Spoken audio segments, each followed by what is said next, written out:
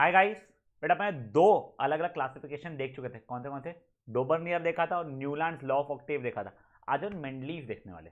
Mendeleev periodic table अच्छा important है, बढ़िया किया था उसने काम बेटा, ठीक है। बट एक क्विक रिविजन, ठीक है। 118 एलिमेंट्स है अभी तक, क्या पता। 98 नेचुरली अकरिंग, 20 सिंथेटिकली डेवलप्ड हमारे। सबसे पहला साइंटिस्ट जिसने कोशिश किया था करने के लिए वो कौन था? Johan Wolfgang डोबर्नियर। उसने क्या किया था बेटा? सिमिलर केमिकल प्रॉपर्टी से अरेंज किया और फिर तीन तीन के ग्रुप बनाए और उसको इंक्रीजिंग एटॉमिक मास के साथ अरेंज किया। तो पाया कि atomic mass of the middle element was average of the atomic mass of the other two elements. ऐसे इसको ट्राइड्स होना चाहिए शुरू किया, क्योंकि तीन तीन के एलिमेंट से ट्राइड्स कितने बने? उसके तीन बने। कौन से? लिनाक, कासरबा, क्लब राय, ठीक है। ये तीन बने थे उसके। इसका डिसएडवांटेज क्या हुआ? उसके सिर्फ तीन ही बन पाए। चलो ठीक है, कोई बात नहीं। नेक्स्ट हीरो आया अपना, कौन? John Newland. बंदे ने क्या किया? उसके समय 56 एलिमेंट्स पता थे, उन सबको उसने इंक्रीजिंग ऑर्डर अटोमिक मासेस से अरेंज किया। सबसे हल्का था उसका हाइड्रोजन, सबसे भारी था थोरियम। उसने ये पाया कि जब मैंने इंक्रीजिंग ऑर्डर अटोमिक मासेस के आपसे अरेंज किया है, तो every 8 element is showing property similar to the first element. तो इसके थ्रू उसने इसको क्या बोलना शुरू कर दिया? न्यूलैंड्स लॉ ऑफ ऑक्टेव, ठीक है। आपको बेटा ये टेबल याद नहीं करना पड़ता है, जस्ट इफ इन केस आप लोग सोच रहे हो। नहीं बेटा, आपको ये टेबल याद नहीं करना है, ठीक है। अब देखो उसके लिमिटेशंस या इश्यूज क्या क्या थे बच्चा लोग। पहला ये था वो सिर्फ कैल्शियम तक एप्लीकेबल था। मतलब क्या हुआ? कैल्शियम के जैसे आप आगे जाओगे तो एप्लीकेबल होना बंद हो जाएगा। फेयर ना, मतलब हल्के इस पे एप्लीकेबल था, भारी इस पे एप्लीकेबल नहीं था। सेकंड, उसको ऐसा लगा कि सिर्फ 56 एलिमेंट्स है, इससे ज़्यादा एलिमेंट्स नहीं होने वाले। पर जब आगे के और एलिमेंट्स आना शुरू हुए तो लॉ ऑफ ऑक्टेव को उसने डिस्टर्ब करना शुरू कर दिया था। थर्ड बेटा, उसने क्या किया था? कुछ कुछ एलिमेंट्स को एक ही सेल में डाल दिया था। जैसे कौन थे? अपना एक था निकल कॉपर, निकल कोबाल्ट है, निकल कोबाल्ट को रखा था नी और को, और दूसरा किसको रखा था? सीला। उनको एक ही में रखा था, देख लीजिए यहाँ पे। याद है चीज? चलो गुड। और लास्ट इशू क्या हुआ था भाई का? बेटा उसने ना जो एलिमेंट्स थे जिसकी कोई प्रॉपर्टी सिमिलर नहीं थी, उनको सेम ग्रुप में रख दिया था। फॉर एग्जांपल निकल कॉपर को उसने फ्लोरीन क्लोरीन और ब्रोमीन वगैरह के साथ रख दिया था। कोई प्रॉपर्टी सिमिलर नहीं है, बट उसकी प्रॉपर्टी सिमिलर है आयन के साथ। उसको देखो कितना दूर रखा है, एक को सा में रखा है, देश के बाहर नी में उसको रखा है। चलो ठीक है। फिर वो डोमनियर ट्रायड भी दिखा था, वो चीज़ इतनी कोई इंपॉर्टेंट नहीं है। अब बेटा अपन लोग आते हैं कहाँ पे? मेंडलीव पीरियोडिक टेबल पे। बेटा मेंडलीव का बंदे का पूरा नाम था डिमित्री इवानोविच मेंडलीव। कोशिश करके याद रखो, हेल्पफुल रहेगा। बेटा जब ये आया ना, तब तक उसका 63 एलिमेंट्स हो चुके थे मार्केट में अवेलेबल, ठीक है। देखो बंदे ने क्या किया है, जितने एलिमेंट्स हैं सबका उसने नाम लिखा। स्टिकी नोट समझ लो, स्टिकी नोट पे लगा के अपने दीवार पर चिपका दिया, ठीक है। तो मान लो अभी मैं पूरे 63 नहीं ले रहा हूँ एलिमेंट, मैं रैंडम थोड़े से एलिमेंट्स ले लेता हूँ। मान लो ये है A, B, C, D, E, F, जी।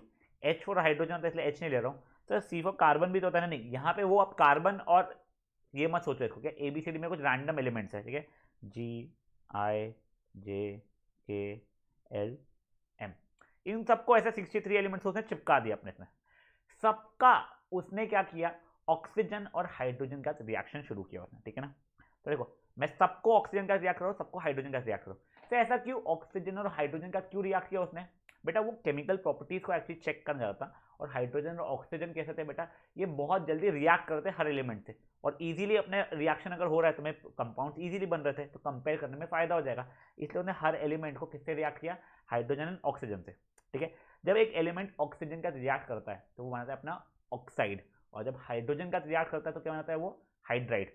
अगर आप ऑक्सीजन का रिएक्ट करो तो बनाएगा वो ऑक्साइड, अगर हाइड्रोजन का रिएक्ट करो तो बनाएगा अपना वो हाइड्राइड, ठीक है। चलिए, तो मैं पहले सबके ऑक्साइड लिख रहा हूँ।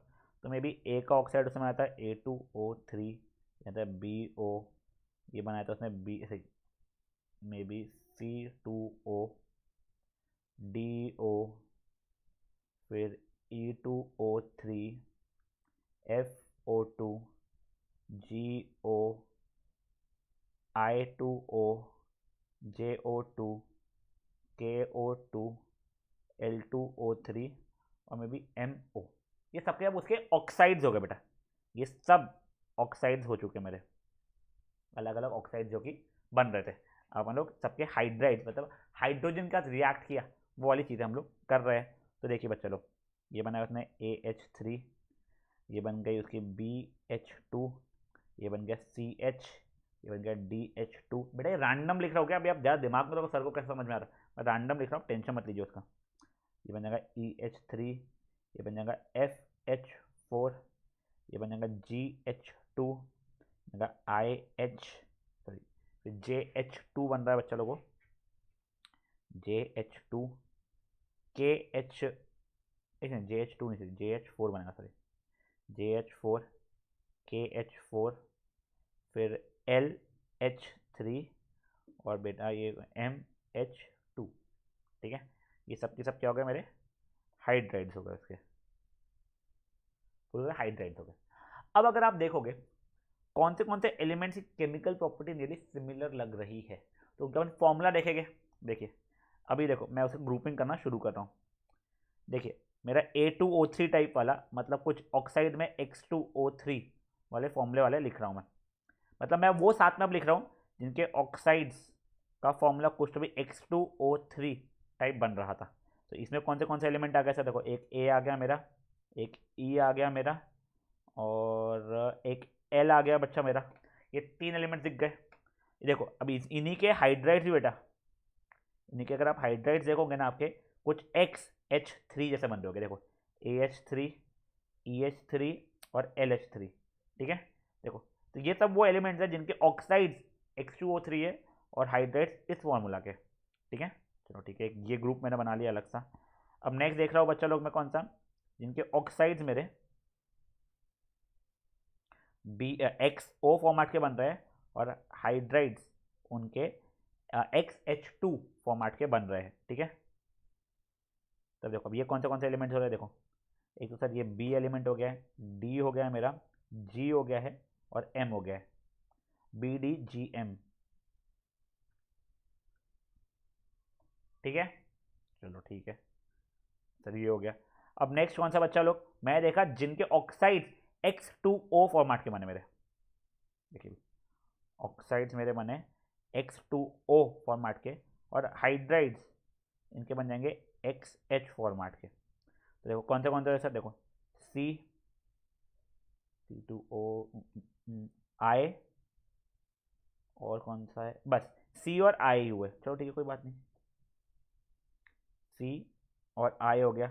अब कोई और पैटर्न नहीं बचा है क्या, X2O3 देख लिया, XO देख लिया हम लोगों ने, X2O देख लिया है और XO2 बचा है अपना। ठीक है, अब देखो अब नेक्स्ट मैं देख रहा हूँ बच्चा जिनके ऑक्साइड्स, देखिए थोड़ा पेशेंस रखिए। ठीक है, ऑक्साइड्स मेरे XO2 और हाइड्राइड्स उनके XH4 फॉर्मेट के बन रहे थे। तो बच्चा लोग ये देखिए, एक मुझे दिख रहा है FJ और K, FJK, ये हो गया FJK। एक बार देख लो पूरे एलिमेंट्स आए हैं नहीं आए। देखो ये ABCDEFGHIJKLM ये सब आ गए। ठीक है, देखो इसने ये चीज़ केमिकल प्रॉपर्टीज़ के हिसाब से ग्रुपिंग करना शुरू किया। केमिकल प्रॉपर्टीज में क्या यूज़ किया बच्चा, उसने केमिकल प्रॉपर्टीज में यूज़ किया कि उसके ऑक्साइड और हाइड्राइड्स का फॉर्मूला कैसा बन रहा था, फिर उसने ये ग्रुपिंग किया। अब इसके बाद में उसने फिजिकल प्रॉपर्टीज के हिसाब से उसको अरेंज किया, मतलब increasing order of the atomic masses के हिसाब से अरेंज करना शुरू किया। ठीक है, इन सबको जब उसने increasing order of the atomic masses के हिसाब से भी अरेंज किया, यानी देखो उसने 2 क्राइटेरिया यूज़ किया, chemical properties and physical properties.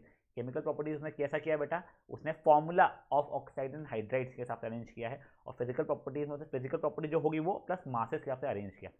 तो उसने जब एक अरेंज किया तो उसने अपने एक टेबल बनाया। तो देखो ये सब की सब एलिमेंट्स की प्रॉपर्टीज सिमिलर दिख रही थी, इन सब की सिमिलर थी, इन सब की सिमिलर थी और इन सब की सिमिलर थी। ठीक है, तो उसने ऐसे अपना टेबल बनाया था, समझा। तो वो चीज़ बच्चा लोग अपने नोट्स में दी हुई है, पर नोट्स अपन पढ़ते हैं। देखिए 63 एलिमेंट्स बताते बंदे को, उसने सबकी एटॉमिक मासेस, फिजिकल प्रॉपर्टीज और केमिकल प्रॉपर्टीज को अरेंज करना शुरू किया, को ऑब्जर्व करना शुरू किया। सॉरी, केमिकल प्रॉपर्टीज में उसने देखा compounds on reaction with oxygen hydrogen. ये क्यों लिया, क्योंकि अच्छे रिएक्टिव थे। तो जब वो रिएक्ट करेंगे तो हाइड्रेट और ऑक्साइड जो बनाए गए उसके फॉर्मूला के हिसाब से बेसिक क्लासिफिकेशन शुरू किया। फिर उसने अपना टेबल बनाया, तो उसने लगा कि most elements got placed in this table, कोई इशू नहीं आया, और उसने उनको increasing order of the atomic masses के हिसाब से अरेंज कर दिया था, वो अपने आप ऐसे अरेंज हो गए थे। तो उसने अपना पीरियोडिक लॉ, बेटा ये वाला पीरियोडिक लॉ बहुत इंपॉर्टेंट है, प्लीज़ इस पीरियोडिक लॉ को अच्छे से देखिएगा। नेक्स्ट पीरियोडिक लॉ इससे थोड़ा सा चेंज रहेगा, अपन कंफ्यूज हो जाते हैं, इसलिए ध्यान रखिएगा। Properties of elements are periodic function of the atomic masses. बेटा पीरियोडिक फंक्शन का मतलब क्या होता है, हर एक पीरियड के अंदर रिपीट करना शुरू हो जाते हैं। मतलब एलिमेंट की प्रॉपर्टीज अपने आप को हर थोड़ी देर बाद रिपीट करती है, कैसे, depending on their atomic masses. ठीक है, तो बेटा प्लीज ये स्टेटमेंट को पूरा अच्छे से ध्यान रखिएगा।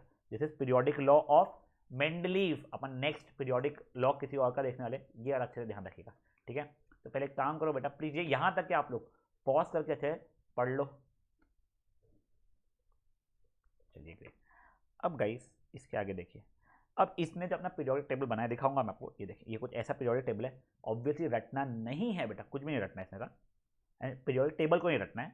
बट ये देखो उसने उसमें वर्टिकल कॉलम्स जो है बच्चा लोग, वर्टिकल कॉलम्स पता है ना आपको, ये वर्टिकल कॉलम्स को ग्रुप्स बोले, और हॉरिजॉन्टल रोज को उसने पीरियड बोलना शुरू किया। तो देखिए यहाँ पर देखिए, ये मेरा हॉरिजॉन्टल रो हो गया, ये हो गया पीरियड, ये हो गया मेरा पीरियड, ये हो गया मेरा पीरियड, ये मेरे हो गया पीरियड पीरियड पीरियड पीरियड, ऐसे पीरियड। ठीक है ना, ये क्या हो गया बेटा मेरे हॉरिजॉन्टल रो जिसको उसने पीरियड बोला, और ये वर्टिकल कॉलम्स है इसको उसने ग्रुप्स बोलना शुरू किया था बच्चा लोग। ठीक है, ये चीज़ ध्यान रखिएगा। चलो मैं एक बात यहाँ पे लिख देता हूँ आपसे, वर्टिकल कॉलम्स, वर्टिकल कॉलम्स को उसने क्या हुआ था बच्चा लोग, वर्टिकल कॉलम्स को अपना था ग्रुप्स, और हॉरिजॉन्टल रोज को हुआ था उसने वर्टिकल कॉलम्स ग्रुप्स, हॉरिजॉन्टल रोज को पीरियड्स हुआ था। ठीक है ना, ये चीज़ आप लोग ध्यान रखिएगा। आपको पूछा जाता है what was the vertical columns called, what was the horizontal rows called. ठीक है, अब बेटा देखो पहले ना आप लोगों को एक चीज़ मैं यहाँ पर एक करेक्शन कराना चाहता हूँ। प्लीज़ आप लोग ना बेटा ये डेटा चेंज कर लीजिए, ये आपकी बुक में जो छपा हुआ डेटा आया है ना वो गलत है। यहाँ पे आपको एल्यूमिनियम का ढूंढते हुए देखते हैं, एल्यूमिनियम का 29.98 एटॉमिक मास लिखा हुआ है, जबकि बेटा हमारा होता है 26.98। ठीक है, तो इस चीज़ को प्लीज़ चेंज कर दिया आप लोग, इसको कर दीजिए आप लोग 26.98। ठीक है, आप इंटरनेट पर भी चेक कर सकते हैं। ठीक है, नेक्स्ट है बच्चा लोग क्रोमियम का 52.2 होना चाहिए, बट इसने 50.2 लिखा है, तो 52.2 इसको कर दीजिए। ठीक है, ये दो आप चेंजेस प्लीज़ मेरे लिए कर लीजिए फटाक से, अपनी एनसीईआरटी में भी कर लीजिए आप लोग। ठीक है, चलो नोट्स में तो कर ही लीजिए, अपने एनसीईआरटी में पॉज करके इसको चेंज कर लीजिए आप लोग। चलिए अब गाइस जस्ट मैं आपको ऐसे दिखा रहा हूँ, ये देखिए अपना जो ग्रुप 1 है उसके अंदर जो ऑक्साइड का फॉर्मूला चल रहा है वो ये चल रहा है, और हाइड्रेट का फॉर्मूला ये चल रहा है। ठीक है, तो अगर मान लो मैं Na को उठाता हूँ, ठीक है, मुझे इसका ऑक्साइड बनाना है, तो मेरा फॉर्मूला के हिसाब से ऑक्साइड क्या बन जाएगा अच्छा, इसका बन जाएगा Na2O। जैसे मैंने X2O लिखा था, R लिया है उसने, और इसका हाइड्रेट क्या बन जाएगा बच्चा मेरा NaH बन जाएगा। वैसे ही अगर बच्चा लोग मैं ये देखो मेरे बेबी Mg देखूंगा, उसका ऑक्साइड क्या बनने वाला है मेरा, इसके हिसाब से उसका ऑक्साइड बनेगा MgO, और हाइड्रेट जब बनाऊंगा तब MgH2 बनेगा। ठीक है, वैसे ही बच्चा लोग अगर मैं यहाँ पे देखूँगा इसका बी का, तो उसका ऑक्साइड क्या बनेगा B2O3, और हाइड्रेट क्या बनेगा BH3। समझा आप लोगों को, वो उसने ऊपर फॉर्मूला भी लिखा हुआ है, ऐसे बचे भी फॉर्मूला लिखे हुए हैं। तो कहीं एक बार मेरा सजेशन ये, एक बार ये थोड़ा सा टेबल को अगर एनसीईआरटी में नोट्स में आपको क्लियरली नहीं दिख रहा हो, प्रिंट प्रॉपर नहीं हुआ है, तो आप अपनी एनसीईआरटी को खोल के एक बार प्लीज ये पूरे टेबल को एक बार स्कैन कर लीजिए, जस्ट गो थ्रू कर लीजिए बच्चा लोग आपको प्लीज। चलिए ग्रेट। अब बेटा ये मेंडलीफ के टेबल के ना अपन एडवांटेजेस पढ़ते हैं। देखो पहला एडवांटेज क्या है, उसने ना कई कई जगह पे गैप्स छोड़े थे। सर ये एडवांटेज कैसे हो गया गैप छोड़ना, सर देखो जैसे यहाँ पे गैप छूटा हुआ है अपना कुछ, तो भी ऐसे और भी जगह जैसे ये गैप छूटे हुए शायद से, वैसा उसने कई कई जगहों पे अपने गैप्स छोड़े थे। ये एडवांटेज ऐसे नहीं है, उसने बिल्कुल शिद्दत से ये चीज़ कहा था अभी गैप छोड़ रहा हूँ, अभी 63 एलिमेंट्स ये ना अपना साइंस ज़रा डेवलप नहीं हुआ, जब साइंस और डेवलप होगा तब और नए एलिमेंट्स आएंगे, वो इन गैप्स को फिल करना शुरू करेंगे। मतलब उसने बोला था अभी गैप इसलिए छोड़ना पड़ रहा है कि एलिमेंट्स ही नहीं ढूंढ के लाए तुम लोग, जब तुम एलिमेंट्स ढूंढ के लाओगे, मेरा लॉ पूरा पूरा फॉलो करोगे, यहाँ रखोगे, तो आपको फायदा हो जाएगा। मतलब क्या फायदा हो जाएगा, वो गैप जो है फिल होना शुरू हो जाएगी। बंदे ने बोला था, ये चीज़ हुआ आगे बेटा, वो बंदे के लिए बाद में जाने के बाद जब नए एलिमेंट्स आए उन्होंने गैप को फिल करना शुरू किया। साथ ही साथ में जाने के पहले ना उसने बस ये नहीं कि गैप्स में अपने एलिमेंट फिल हो जाएंगे, उसने उनकी प्रॉपर्टीज भी बताई कि कुछ ऐसी प्रॉपर्टी वाला एलिमेंट रहेगा, कुछ ऐसी प्रॉपर्टी वाली रहेगा, और एक्चुअल में वैसा हुआ। पता है आपको ये चीज़, और चलो ये सब कुछ अच्छा था, एक फालतू पना भी करके गया था, पहले से नाम रख के चले गया बंदा, खुद पहले से नाम रख के चले गया था, ठीक है। तो आपको नाम याद रखने पड़ेगा उसने क्या नाम दिए थे। उसके पहले पहले अपन पढ़ लेते हैं। देखो, he left some gaps, this is not defect cause he predicted that more elements will be discovered in future to fit the gap and follow the predicted properties। बंदे का बाद में फ्यूचर मिले और प्रॉपर्टी का वो भी हुआ, उसने नाम भी रख के चले गया था। For naming he used the Sanskrit word called एका। एका मीन्स फर्स्ट।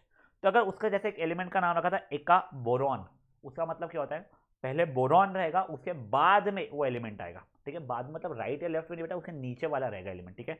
अगर मान लो मैं बोलता है एका, कुछ भी रैंडम बोल रहा हूं मैं, एका सिलिकॉन, मतलब सिलिकॉन के बाद वाले की गैप खाली है, तो उसने वैसा किया था। अच्छा, उसने एका सिलिकॉन भी नाम दिया था। देखो, बंदे ने 3 नाम दिए थे, एका बोरॉन, एका एल्यूमिनियम और एका सिलिकॉन। मतलब बोरॉन के नीचे गैप थी, एल्यूमिनियम के नीचे गैप थी, सिलिकॉन के नीचे गैप थी, तो उनके लिए गैप का नाम क्या रखा था उसने, एका बोरॉन, एका एल्यूमिनियम, एका सिलिकॉन, बंदे ने नाम रखा था।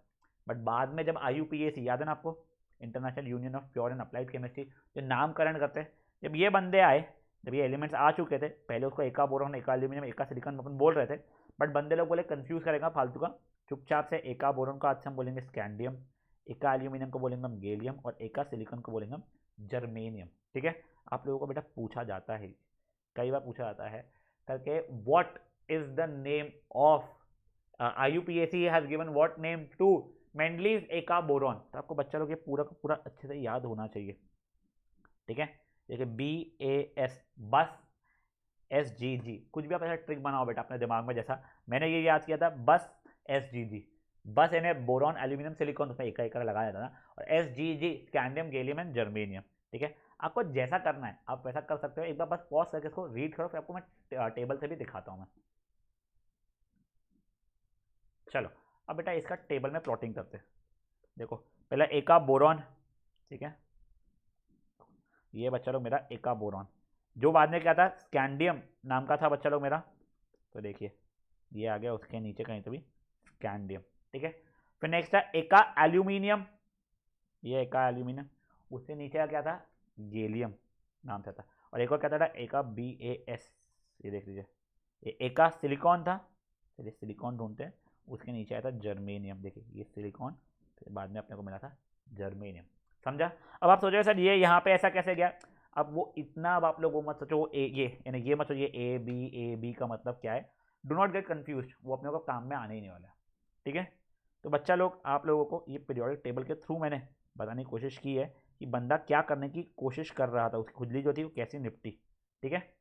तो गाइस ये हो गया। तो फर्स्ट पॉइंट में अपने एडवांटेज क्या पड़ा, बंदे ने कुछ गैप छोड़ा था, बट उसने बोला था कि आगे एलिमेंट्स आएंगे जो इस गैप को फिल करेंगे, और उसने उनका नामकरण भी करके गया था। क्या क्या नामकरण किया था, पहले तो एका वर्ड यूज़ किया था, मतलब एका बोरॉन, एका एल्यूमिनियम, एका सिलिकॉन। तो इसके बाद वाले एलिमेंट जो खाए थे वो उनका नाम रखते हैं। बोरॉन के बाद में जो एलिमेंट खा लिए उसलिए उसने एका बोरॉन था, एल्यूमिनियम के बाद वाला एलिमेंट जो खा लिया उसने एका एल्यूमिनियम, और सिलिकॉन के बाद वाला जो एलिमेंट खा लिया उसने एका सिलिकॉन रखा था।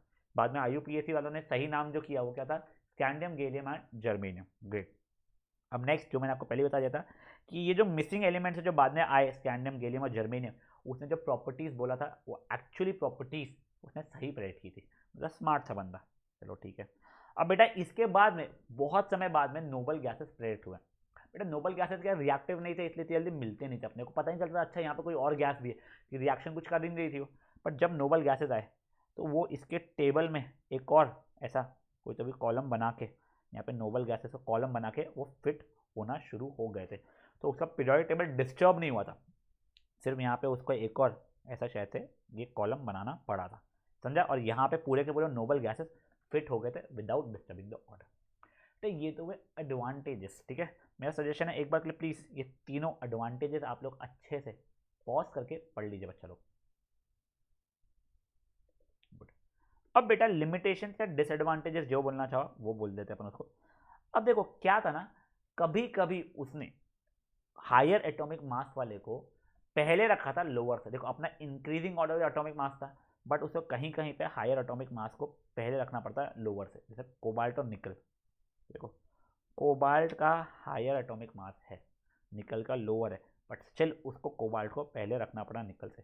बेटा ये कोई वो कैलकुलेशन मिस्टेक या फिर वो राइटिंग मिस्टेक नहीं है, जैसे यहाँ पे क्रोमियम और इसकी हुई है ना बेटा अपनी एल्यूमिनियम की, देखो वो वैसी मिस्टेक नहीं। आप इंटरनेट पे देखोगे कोबाल्ट का वही है 58.93 और निकल का 58.71। याद दिया मैं बता रहा हूँ। देखो उसने हायर एटॉमिक मास वाले को पहले रख दिया था लोअर एटॉमिक मास वाले से। चलो ठीक है, पहला अपने को समझना गया। दूसरा बेटा उसको हाइड्रोजन ने बहुत परेशान किया।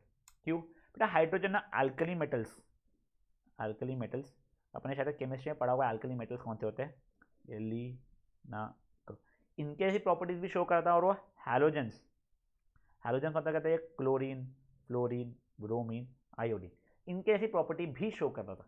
तो उसको समझा ही नहीं कि वो अल्कली मेटल्स के साथ रखूँ उसको कि हैलोजेंस के साथ रखूँ। तो उसका हाइड्रोजन का पोजिशन बहुत ज़्यादा सर्टेन नहीं था। ठीक है, क्यों? क्योंकि वो प्रॉपर्टीज ऑफ अल्कली मेटल्स भी दिखा रहा था और साथ ही साथ में हैलोजेंस भी दिखा रहा था। नेक्स्ट बेटा जब आइसोटोप्स है, आइसोटोप याद है ना, 9th में भी पढ़ा हुआ है। क्लोरीन के 2 आइसोटोप थे, एक 35 वाला था मास और एक 37 मास वाला था। तो जब आइसोटोप्स है तो उसे एक ही एलिमेंट को 2 बार रखना पड़ेगा। देखो जैसा भी कि क्लोरीन है क्या यहाँ पे, अपने इसमें देख लेते हैं लोग। यस देखो ये क्लोरीन को 35 वाला रखा हुआ है यहाँ पे। ठीक है, अब एक और क्लोरीन ने बंदेगा ना 37 वाला, तो 37 वाला अब इसके बाद में कहीं एक और बार क्लोरीन लिखना पड़ेगा। मतलब एक ही एलिमेंट 2 बार लिख थोड़ी सकता पीरियोडिक टेबल में। तो उसको आइसोटोप्स के कारण इशू आना शुरू हो गया था। आई थिंक जब वो था तब आइसोटोप्स थे नहीं, जब बाद में आइसोटोप डिस्कवर हुए तब वो इशू आना शुरू हुआ था वैसे। ठीक है, तो आइसोटोप से उसके लिए इशू करना शुरू कर दिया था। बेटा आइसो बार से कोई फर्क पड़ता नहीं है, कैल्शियम आर्गन, ठीक है ना, आइसो बार से कोई फर्क पड़ नहीं रहा है उसको। ठीक है, बट आइसोटोप से उसको डिफिकल्टी आना शुरू हो गई थी। नेक्स्ट आपको मैं एक चीज़ ऐसी पूछता हूँ, मान लो मैं आपको ये बता रहा हूँ कि मासेस ऐसे है 1 2 3 4 5 6 8 9 12 13 14, अगर मासेस ऐसे होते हैं मान लो, तो देखो एक पीरियोडिक तरीके से बढ़े जा रहे हैं। चलिए देखो एक एक एक एक एक एक बढ़े जा रहे हैं। अब जैसे ही यहाँ पे 2 का जंप लिया था आपको थोड़ा क्लिक हो गया, तो ये 2 का जंप है, मतलब शायद से यहाँ पे एक एलिमेंट आने वाला है। फिर आप देखो ये एक, फिर सर यहाँ पे 3 का जंप है, तो यहाँ पे शायद से 2 9 10 11 2 एलिमेंट्स आने वाले। फिर ये एक का जंप, ये एक का जंप। तो आपको देखो पता तो चल रहा है कि यहाँ पे एलिमेंट्स मिसिंग है, साथ में आप ये भी प्रेडिक्ट कर पा रहे हो कि कितने एलिमेंट्स मिसिंग है।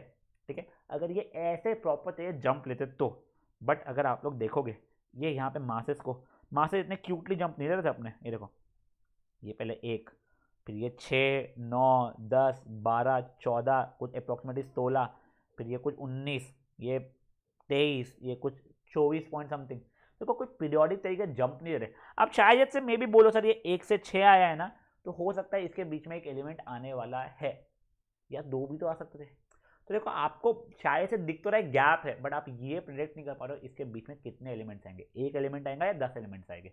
क्यों? क्योंकि वो एक प्रॉपर तरीके से जंप नहीं ले रहा था।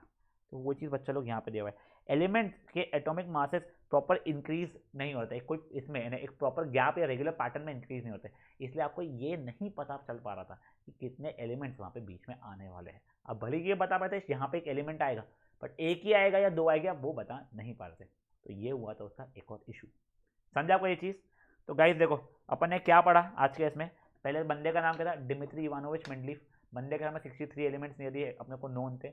उसने क्लासिफाई करने के लिए एटॉमिक मास, फिजिकल प्रॉपर्टीज और केमिकल प्रॉपर्टीज को लिया। केमिकल प्रॉपर्टीज में उसने ऑक्सीजन और हाइड्रोजन से रिएक्ट करके ऑक्साइड और हाइड्रेट्स बनाए, उनकी फॉर्मूले से चेक किया। बट सर ऑक्सीजन और हाइड्रोजन क्यों लिया? बेटा वो क्योंकि अच्छे खासा रिएक्टिव थे। उसने किया, पेपर पे लिखा हर एक का, फिर रिएक्शन किया सबसे, फिर जो सिमिलर केमिकल प्रॉपर्टीज है सिमिलर फॉर्मूला जो बनाते हैं उसके हिसाब से ग्रुपिंग शुरू किया।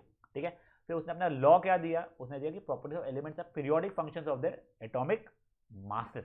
ठीक है, हॉरिजॉन्टल रोज को उसने पीरियड बोला, वर्टिकल कॉलम्स को उसने ग्रुप बोला। एडवांटेज क्या क्या थे बच्चा लोग अपने? पहला आया था कुछ गैप छोड़ा, उसने बोला कि यहाँ पे एलिमेंट्स आएंगे, उसकी प्रॉपर्टी पीरियड की सही निकली, उसने नामकरण भी कर दिया। ठीक है, 2 एडवांटेज बता दिया। तीसरा क्या था? आगे जब अपना ये आए क्या कहते हैं नोबल गैसेस आए, तो नोबल गैसेस इजीली फिट हो गए। नामकरण कैसा किया था उसने? बोरॉन, एल्यूमिनियम, सिलिकॉन, यानी एका बोरॉन, एका एल्यूमिनियम, एका सिलिकॉन, उनका नाम क्या दिया था? क्या ये दिया था नाम, सॉरी उसने। बाद में IUPAC वालों ने क्या कर दिया उसका नाम? स्कैंडियम, गैलियम और जर्मेनियम। डिसएडवांटेजेस क्या क्या थे बच्चों को अपने? कोबाल्ट को निकल के पहले रख दिया, मतलब कोबाल्ट जो कि हायर एटॉमिक मास वाला है उसको पहले रख दिया। ऐसा क्यों रखा? शायद से पीरियोडिक इसके लिए उसको रखना पड़ा था। सेकंड, उसको हाइड्रोजन समझ में आया था कहाँ रखूँ। क्यों सर? बेटा एल्कली मेटल जैसा भी शो कर रहा था प्रॉपर्टी, तो हाइड्रोजन जैसा भी वो शो कर रहा था। चलो ठीक है, बाद में जब आइसोटोप्स आए तो उसको आपस कंफ्यूजन हो गया, अरे आइसोटोप्स को कैसे मैनेज करूँ, क्लोरीन क्लोरीन 2 क्लोरीन हो गए, नहीं पट रहा उसको, चलो ठीक है, ये हो गया। और एक आखिरी क्या था, एलिमेंट्स से जो एटॉमिक मासेस थे वो एक रेगुलर पीरियड में जंप नहीं दे रहे थे, तो उसको ये तो पता चल रहा था कि कोई गैप है, बट कितना बड़ा गैप है, वहाँ पे कितने एलिमेंट्स आएंगे वो प्रेडिक्ट नहीं कर पा रहा था। ठीक है, तो बेटा ये एक अच्छा खासा इंपॉर्टेंट था मेंडलीव का, और इसके डिसएडवांटेजेस बहुत इंपॉर्टेंट है, क्योंकि यही डिसएडवांटेजेस को सॉल्व करने के लिए अपना मॉडर्न पीरियोडिक टेबल आया है। ठीक है, तो गाइस वो अपन देखेंगे नेक्स्ट सेशन में। आई होप आपको ये 3 अच्छे समझ में आ गए जो अपने देखा है। आप लोगों से रिक्वेस्ट है कि ये वाले इसको थोड़ा अच्छे से देख लीजिएगा। ठीक है, चलिए मिलते हैं नेक्स्ट सेशन में गाइस, बाय।